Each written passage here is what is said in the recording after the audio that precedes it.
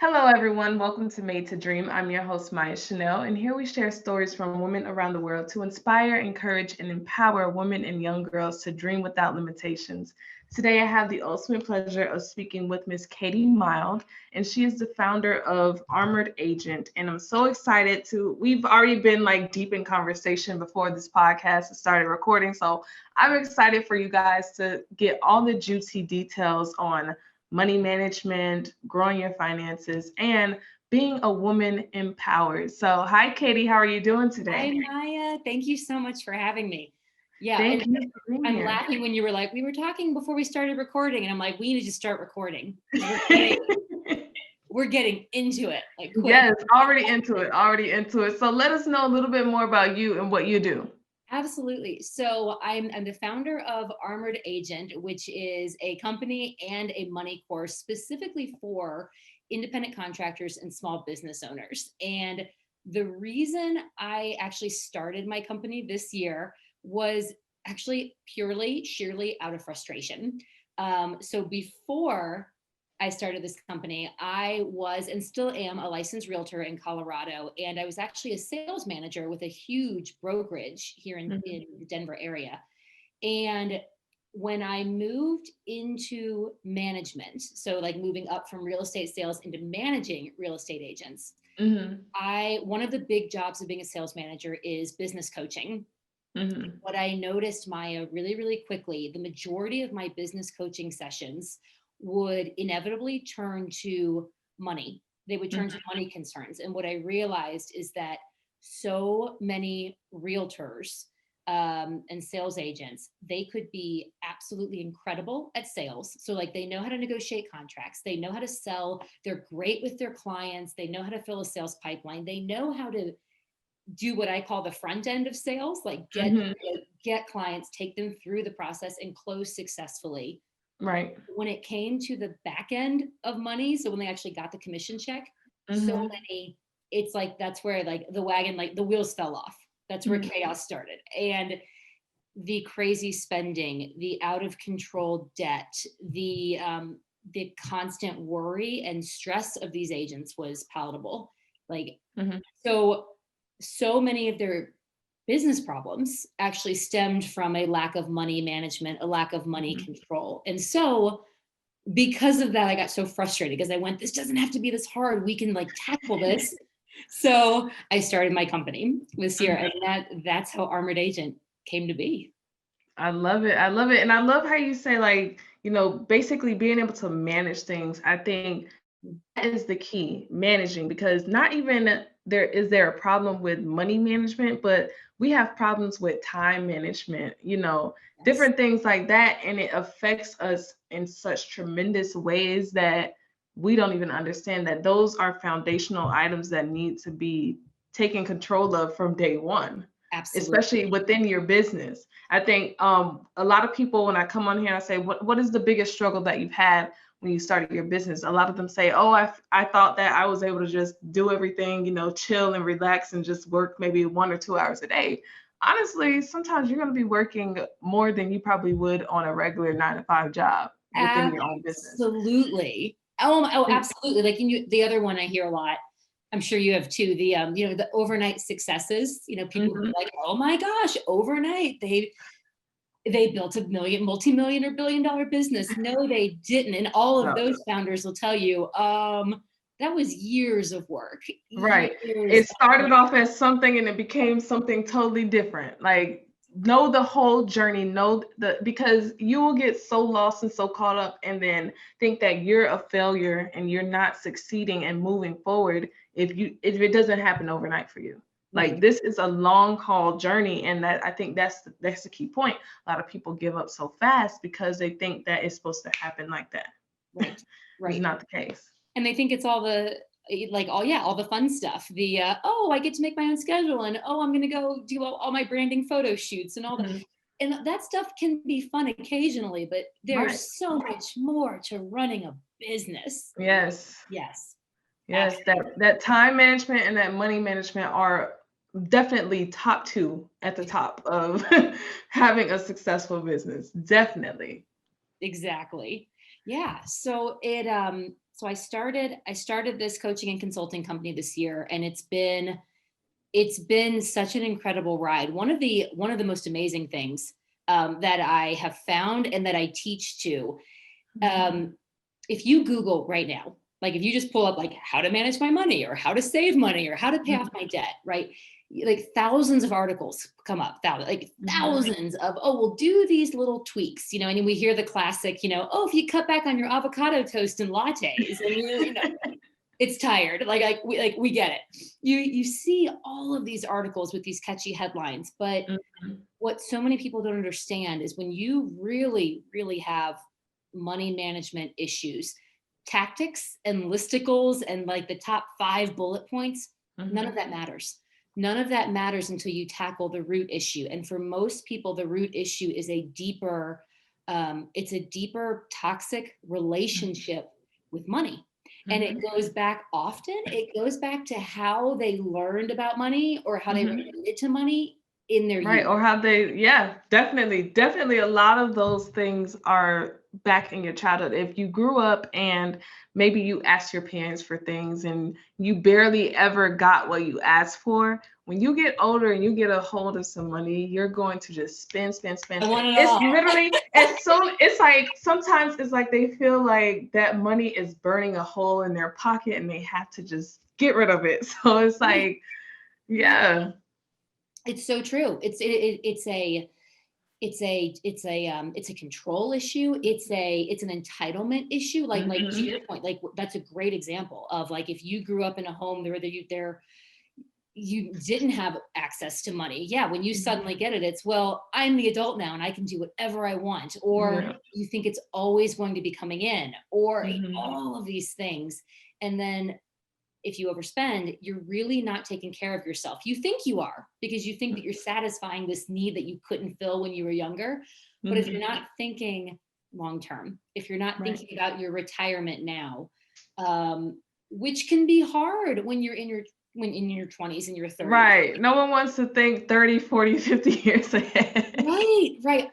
We need to. We have to. It's not only like, exactly, we need to, we have to. We can't afford to put off thinking about retirement because it doesn't just happen. You rarely just fall into a multi-million-dollar retirement lifestyle, right? Unless you get lucky and get to inherit something, but or you win the lottery. But why do so many lottery winners and people who inherit a lot of money, why so many of them are broke a few years later? Because they didn't know how to plan properly. They didn't plan, and they didn't tackle that hard work of digging deep, of going, okay, there's something in me that isn't working with my money relationship. If it's never been addressed, never tackled, you're not going to be able to, you can't sustain it. I used to tell my agents when I was sales coaching, and now my clients now, you can't out earn bad money behaviors. Like your next commission check is not going to save you if you haven't done that hard work. And then you have the problem of retail therapy. Yep. Everyone needs retail therapy after that 5-day work week where they just worked 40 plus hours, and they're just like, oh, I need to go buy something to make myself feel better. It may not be alcohol, but at least this is my type of therapy. And it just ends up building and building and building, and you're just sitting here with a bunch of stuff that you don't even use anymore. Stuff that you don't even use, stuff that you don't even need. And then the bill comes, because most people swipe with a credit card, right? And then the bill comes 30 days later. And, like we're coming up on the holidays, right? Christmas is next month. Yes. So many people finance Christmas, and there are a lot of people out there paying off 2019 Christmas because they And I want to mention, because on here a lot of times I always mention how in order to be successful or extraordinary, you have to be unconventional in a world that is so conventional. And Katie's bio, guys, if you guys go down, and the first line, she says she's no stranger to being unconventional in this world. So I just want to point that out to you guys. Like, you have to be unconventional, and that starts, like, especially with the credit cards. a lot of people don't realize that you're supposed to use a credit card the same way you use a debit card. Yep. If you don't Thank you for have that saying money, you should not be spending it. Yes, it is That's not just further digging you down it's not a deeper. gift card. I saw that somewhere and I laughed so hard when I read it. It was like, a credit card is not a gift card. It's true. It's not just this, oh, Visa's giving me a credit limit of $5,000, $10,000, whatever. You got to pay that back. And Right. you have to pay it back with interest. Right. So it's And crazy. it's like, how are you supposed to get ahead if you're constantly digging yourself bigger into debt? So, When you in know, our society, American society is primed and primes people to think with a debt mindset. right. You just Right. as a whole, it's One of very my favorite books to down. talk about those things is Rich Dad Poor Dad. Yes. Like, it talks about that so much, about how we're conditioned and we learn to put ourselves in debt and to think in a way that puts ourselves in debt, where we're thinking that, oh, this thing that I'm buying here is an asset, when it's actually a liability for yourself. And it's just being able to educate yourself a little more to know that, okay, this is really what this is. Maybe I'm thinking of this in the wrong way. Just being able to expose yourself to more education within that realm can save you so much time, so much money, and get you out of debt. It's so it's so true. And there's an example. I can't remember if it's in Rich Dad Poor Dad or one of his other books, because he's written like 20. Yes. It may be It's the actually introductory to it. If you want to be introduced to that world and be able to tackle your finances a little bit better, get a little bit more knowledge, go get Rich Dad Poor Dad. Rich Dad Poor Dad. My mom gave me Rich Dad Poor Dad when I was 19, and it was life-changing, because it totally shifts your mindset about how you think of assets and how you think of liabilities. And there's a great example. I think it's in his wife's book, Kim Kiyosaki, Rich Woman, but like, she tells the story about how early in their marriage, when Robert Kiyosaki was teaching her about real estate investing, right? And she was she really wanted a new Mercedes. And he was like, well, the monthly payment on the Mercedes was going to be something like $300-$400. And he was like, Kim, don't go buy the Mercedes right now. Like, hold off. Let's go buy an investment property that will yield you a cash flow of $300-$400 a month. And then that house and that tenant in that house, they're effectively paying for your Mercedes. Let's do that first. And she said, he walked her through that and showed the numbers. It was like, that was her light bulb moment of, oh, that's how I need to create more assets in life. Don't buy the Mercedes. You can buy the Mercedes with the asset later. Right. And that's the key to being able to build your wealth, is knowing those foundational building blocks right there. Is knowing that, okay, instead of me going here and spending all of this money, why don't I go spend that money on something that's going to make me money in order to get the things that I want? So I think that is a huge key play factor in the money game. Yes, it is. And once you can really when you have that light bulb moment and that clicks, then I feel like you see opportunities for money everywhere, right? And then it starts to open your mind to not only just paying down your debt, not only regulating your expenses, but then properly investing in those things that are going to make you money, and creating multiple streams, and just thinking outside the box of there are more ways to make money than just a conventional 9-to-5 job. Nothing wrong with 9-to-5 job, not knocking that, but you don't have to just do that. You could have your 9-to-5 and a side hustle. You could have your 9-to-5 and your investments yielding you dividends. I mean, there's just so many. We could talk for hours. Yes, so let's jump into your clients. Where do you see the difference between men and women when it comes to these money problems, these money challenges? Oh my God, this is such a great question. I see, and it's so unfortunate, I see women holding themselves back with money more so than men. And that is a general statement, of course. Like, I work with clients on all the spectrums, right? But in general, I see more women holding themselves back, questioning themselves, being a bit more timid There was actually, and I pulled it up. I just want to pull up this headline. There's this fantastic article in the New York Times a few weeks ago.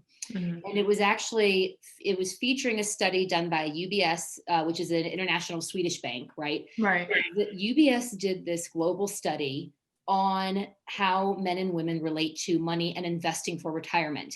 And what was crazy, I'll just read you the headline of this. Wealthy millennial women tend to defer to husbands on investing. Even the most educated and high achieving women do not participate equally with their husbands in long-term financial decision making, according to the study. These are women who have, multiple degrees, graduate and doctorate degrees, top of their fields. Many of them work in financial services themselves. They are dominating real estate, banking, consulting. Bottom line is they are brilliant and they are just as capable. They have all the backing, right? All the goods, and they hold themselves back. And they often defer to their husbands and just go, oh, well, my husband makes a bit more than me. Or, well, my husband's always just handled the finances. So I just defer to him. And while this article focused on a wealthier demographic and women with more education, we see it in all socioeconomic backgrounds. Women in general tend to defer. What's crazy about that is there's another study done by Fidelity, I think it was last year, and they found that on average, when women invest themselves, they actually outperform. They outperform. Makes sense to me. Men. It makes total sense to me too. And it's because women in general, actually, when it comes to investing, once they get over the mental hump of like they get over okay, not going to hold myself back anymore. I'm going to take this money and actually invest and do something with it. They're careful. They're a bit more careful. They do more research. They don't get as emotional with the day-to-day. The stock market's doing this every day, right? But every day. They're not looking at the drama. They're looking at the long-term play of, okay, it may be doing this, but over time, it's going up, right? So women are just, they approach it a bit more steady, a bit more steadfast, and on average, they outperform men by a couple of points, right? I love that. It's amazing. Their rate of returns are higher. So, I just, any woman out there who's listening and just maybe is nervous or doubting herself or thinking, I don't know if I can do this, or, well, I'll just let my husband handle it or my boyfriend, or nope. Take part in that. Take part in that. Absolutely take part. And if you don't know where to start, just start. You can literally start by Googling, where should I invest my 401k? What's a Roth IRA? Just start. Get with a local investing group. There's so many things that you can do to make that first step. You can start by reading Rich Dad, Poor Dad, what we already talked about. Right. And I think that there's a lot of things within the history of women alone that kind of stems and incubates that in a way, just because, for instance, I was thinking the other day, like, I'm young, I want to be married in the future. And I was thinking the other day, where in the world did the concept of the bride's parents paying for a wedding come from? And it's like little things like this. Do you know that? Do you know why that happens? I think some of it traces back to, in certain countries, they still give a dowry, right? Yes. And then depending on which, and I'm going to totally mess this up, but I think depending on which culture you're in, like the dowry can go both ways, right? So like bride's family could pay the husband's family to take their daughter out of their hands. Yes, that's exactly what it is. And it's like we're growing and building and modernizing as a world, but we're modernizing certain traditions. Whereas back in the day, women weren't able to own property without a man. They weren't able to own property at all. So they weren't able to get a credit card either. Like so many, like in relatively recent history, like in the like in the 50s, right? It's crazy when you think it's not that far back. It's like our parents' generation. Right. So what we're some of this still research. kind of trickling down and learning more, being able to be more comfortable. And a lot of these things are passed down from previous generations. It's getting better, but a lot of those insecurities, tips, trades, self doubt, those things are passed down from the things that occurred in the previous generations. So Absolutely. it's like we're getting better, we're getting there, but we're still kind of holding on a little bit to the things that have occurred to women in the past. And I think that is where a lot of this stems from. Yes, you're at Maya, you're right. You're absolutely right. It's holdover from our parents and our grandparents' generation. And then that I think that for women, it's interesting. I think it's that in society changing, Hmm. combined with maybe money lessons that you learned again as a kid. And Hmm. here's the thing. I think for the vast majority of us, our families, our parents, they do the best they can with what they have in the Of moment, right? course. So parents give advice always with their kids' interests, best interests in mind, right? Hmm. So, but if you come from a family that doesn't have the best money behaviors, right, or the Hmm. best relationships, so you just kind of learn from your parents, and they think that they're teaching you the right things, but it maybe Right. isn't. Then you, of Hmm. course, you grow up just thinking, well, it's the way it's always been done, Hmm. right? It's the way it's always been done. Of course, I should go into debt for a car. Of course, I should take Hmm. out $1 billion in student loans. Of course, I should do these things because it's what previous They did in the generations did. past. Yes. You're And I think that we need to open up a, a social norm to questioning things. Like you grow up and it's like, don't you ever question your parents? Don't ever do that. Even if you're like, okay, but why is this happening? Like, for instance, like I said, with the whole marriage thing, I Mhm. was like, why do bride's parents have to pay? Like, in my head, in my head, the way I think about it financially is like, okay, like if I want to have this luxurious wedding, and in order for me to have this luxurious wedding, I have to have my parents pay for it. And I go back into a marriage where our finances aren't all that together because we couldn't afford this kind of marriage. Mhm. And you know that financial problems is one of the biggest problems within a marriage, Yeah. then that's not helping anything No, no, it at doesn't help all. anything, anything at all. No. And So I'm sitting here living it up luxurious one night and I'm just like, wow, like, okay, so this is really my life. And that's just how I think about things like that. right, right, absolutely. And you nailed it. I think it's absolutely the bride's family paying for a wedding is a holdover from a previous time. Hmm. And it's one of those, if you're in the fortunate position to still to have that, and if your parents want to pay for a Right. wedding, sure, absolutely. And if you have the money to Go pay for for a it. wedding, go for it, enjoy it. But I think a lot of people, the wedding conversation is interesting. So many people Hmm. get hung up on that day. And that Hmm. day is a magical day, but right after that day starts hopefully a long and happy life with that person. Yes. And if you haven't laid that strong financial foundation with your partner, Hmm. and if you're not on the same page with Yes. how you're going to tackle your debt, how you're going to pay for big life goals, how you're going Mhm. to um, just manage that day to day. If you're not on that same page, then that magical one day, it may not have It been was worth it. just kind of may have been a waste. Right, right, right. That sounds so cynical, but it's true. But it's Yes. true. I think money. I mean, there are all sorts of studies, right? But yeah, money is Hmm. always like top one or two Hmm. reasons why people divorce ultimately. Hmm. Um, and it goes beyond just figuring out whose parents are going to pay for the fun day. Yes, honestly. And it's just like, come on, like, okay, I want to make sure that everything's right. I honestly don't want to have to put that financial bond on my parents. Like, I don't think that I should have to have them pay for that. Like, this is not their relationship. And it's like, I feel bad for the parents who have 4 and 5 daughters. And it's like, just going back to back, making them feel like they have to do that. So I think it's just, laying those foundational building blocks for your finances and just knowing that you have the ability to be able to question things and learn things for yourself. Take what you've learned from your parents and go further. I think that's the key. Take Yeah. what you've learned and expand that knowledge. Go I just got further. Don't just settle on that.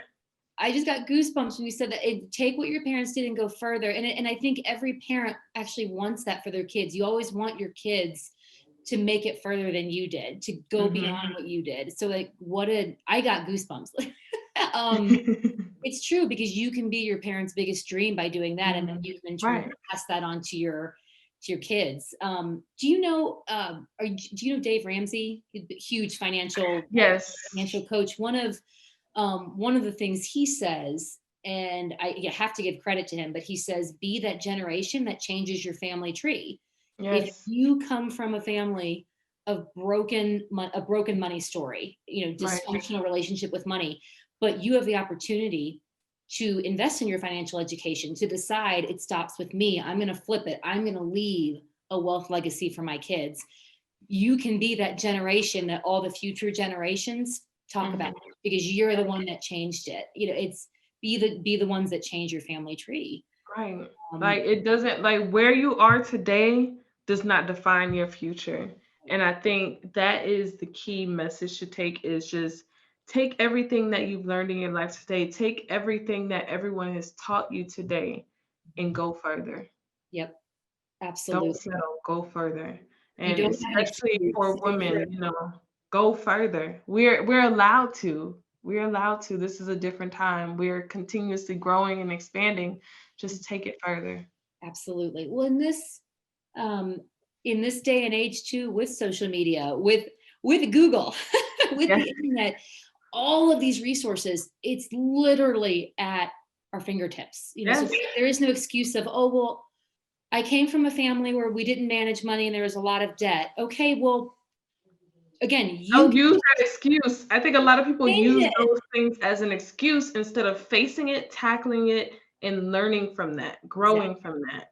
Exactly. I couldn't have said it better. It's like, Mhm. we can be the ones that change it and go further, and we have to. And we're living in such an exciting time, especially for women. The past few weeks We're have in the been White evidence House. of that. We're in the White House. Like, it's amazing. I got goosebumps again.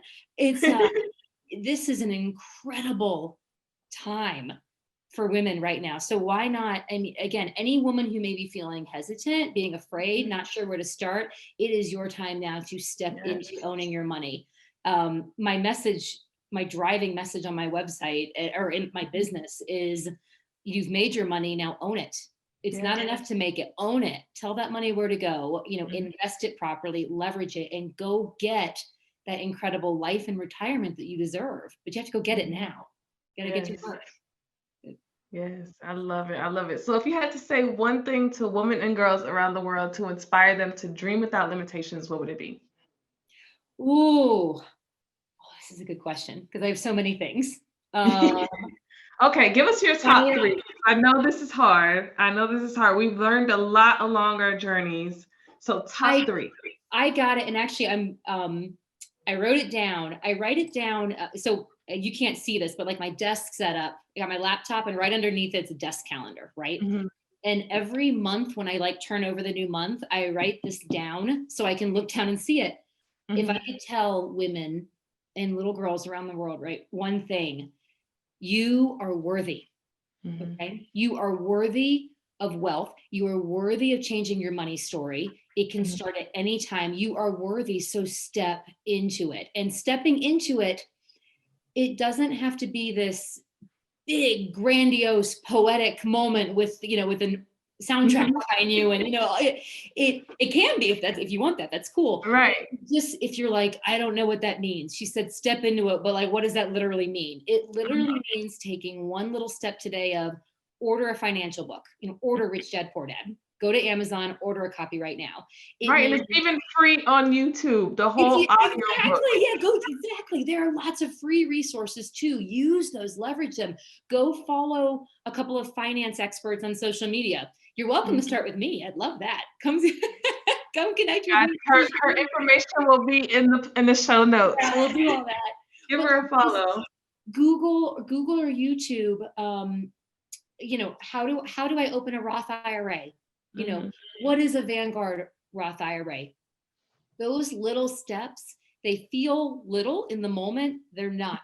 They are the bedrock. They're laying the foundation for the next step, for the next day, and then the Mhm. step after that. And that's what snowballs and builds. So just the overarching thing I tell women, you're worthy and you are so worth taking these steps to own your money. Mhm.